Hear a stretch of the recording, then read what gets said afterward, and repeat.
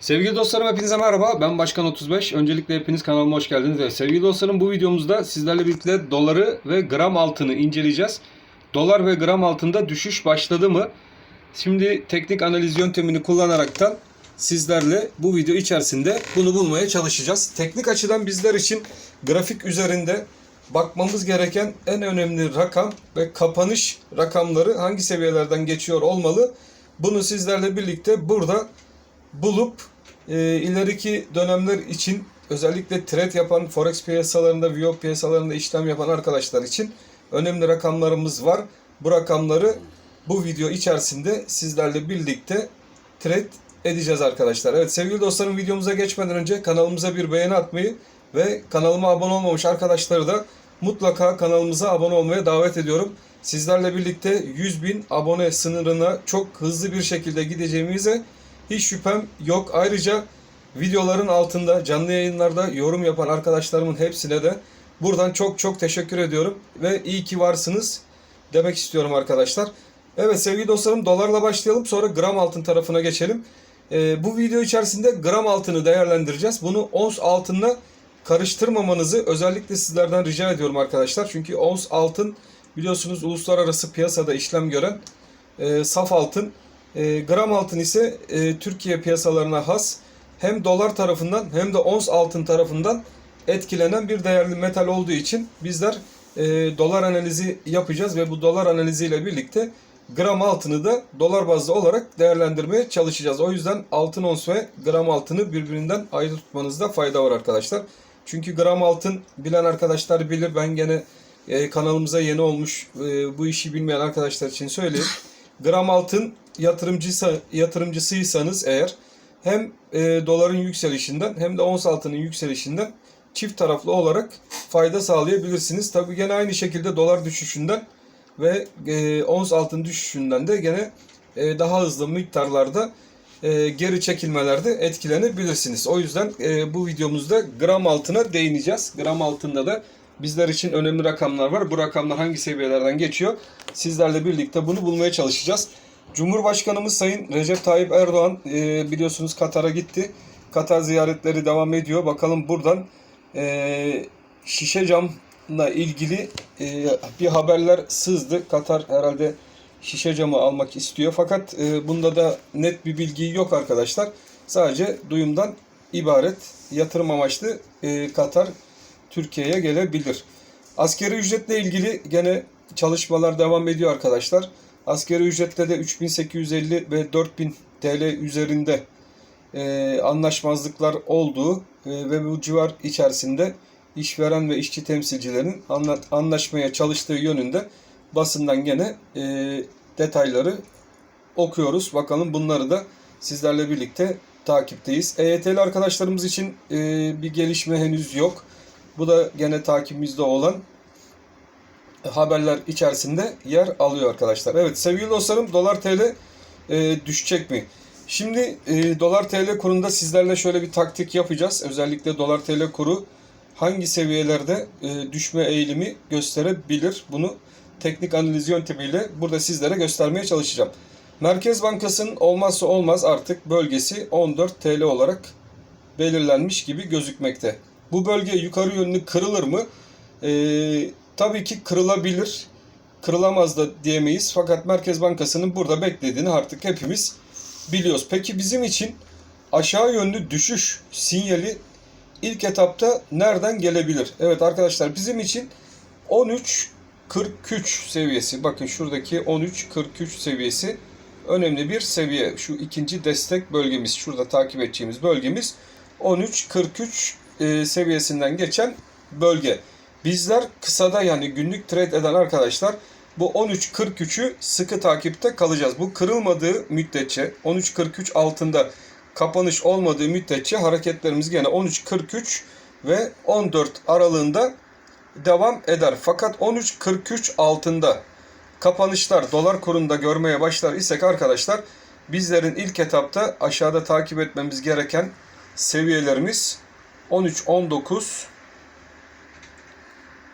ve onun altında da gene takip etmemiz gereken en önemli seviyemiz 12.57 civarından geçen destek bölgeleri olacak. Daha orta bazlı doları daha aşağılardan almış olan arkadaşlar ise kendilerine mutlaka bu bölgeyi stop bölgesi olarak 12.57 seviyesinden geçen bölgeyi belirlemeleri lazım. Çünkü 12.57 hem alım olarak değerlendirilebilecek bir bölge, kırılması altında kapanışlar gelmesi gerçekleşir ise de uzun vade yatırımı olanlar için bir kısa short pozisyon açılacak bölge olarak değerlendirilmeli. Çünkü burada kırılımı trend değişikliğine yol açabilir. Olmazsa olmaz bölgemiz, mutlaka stop bölgemiz 12.57. Bakın 12.57 bölgesi diyorum. Bunun altında kapanışlar gelmesi şart. Bunun altında kapanış gelmez ise yön tekrardan buradan yukarı çevrilir ve yukarı yönlü hareketlere başlar.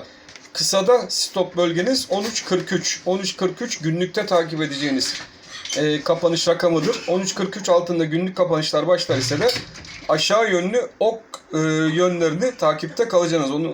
Çünkü 13.43 altında bir iki kapanış yaşarsak dolar TL'de 12.57 seviyesine doğru aşağı yönlü hareketler görme olasılığımız da oldukça fazlalaşacağından dolayı sizler mutlaka 13.43 seviyesini takipte kalın derim ben arkadaşlar. Tabi 13.43 kırılamazsa ve bunun altında kapanışlar olamazsa o zaman diyeceğiz ki dolar TL kuru hala güçlü ve yukarı yönlü atak yapma istekleri 15 TL civarına doğru dolar TL kurunu yukarı çekebilir.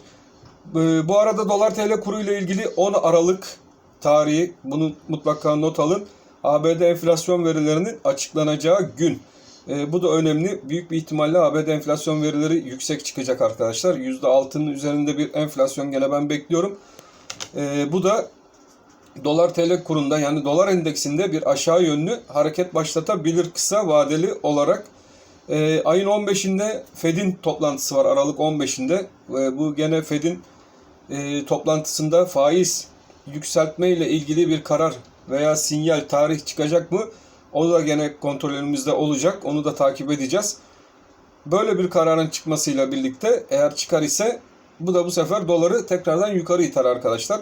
Fakat böyle bir karar çıkmaması halinde dolar tekrardan aşağı yönlü hareketlerine devam eder. Ayın 16'sı gene önemli. Merkez Bankası biliyorsunuz geri viteslere başladı. Geri viteslerimize başladık. Faiz arttırmayabiliriz yönünde piyasaya sinyaller verilmeye başladı. Bu da tabii piyasayı bugün itibariyle biraz durulttu. Fakat 13.43 dediğim gibi çok önemli. Sizler mutlaka bu 13.43 seviyesine dikkat edin. Çünkü yarın öbür gün reisin ağzından ne türden bir kelime çıkacak? Biz faizleri düşüreceğiz şeklinde tekrardan bir laf çıkması bu dolar TL kurunu tekrardan yukarıya atar. Kimse konuşmaz. Merkez Bankası Şahap Kavcıoğlu'nun dediği gibi artık faiz indirme yönünde bir lüksümüz kalmadı şeklindeki demeç kararlılığını sürdürürse de dolarda dediğim gibi kademeli bir şekilde 12.57 TL civarına doğru aşağı yönlü hareketler görebiliriz. Evet sevgili dostlarım, hemen gram altın tarafına geçelim. Gram altın takip eden arkadaşlar için.